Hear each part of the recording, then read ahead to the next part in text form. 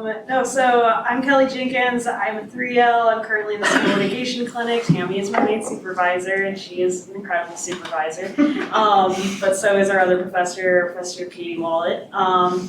So at the civil litigation clinic, typically there's basically three broad categories of what you deal with. You can either deal with wage theft, landlord-tenant, which you'll be dealing primarily, I believe, on tenant side for evictions.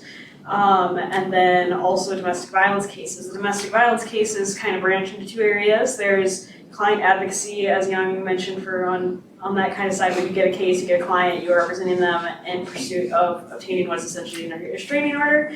They're extremely fast cases. They're 14-day turnovers. You can get one continuance, so it might go for 28 days, and that's exciting to have 28 days to figure out your case. Civil litigation, but then the other domestic violence avenue is acting as a guardian ad litem. This means that you are representing the best interests of a child, usually children of alleged domestic abuse, or in a household where alleged domestic abuse is occurring. You are representing the child and kind of making sure that representing their interests.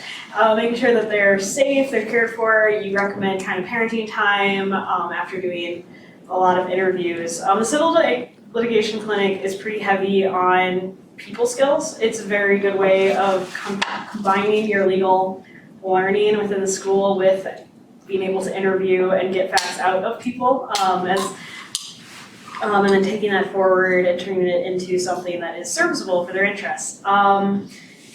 As Young mentioned, it's an incredible way to really figure out what practicing the law actually is without having your own license on the line, and also with it's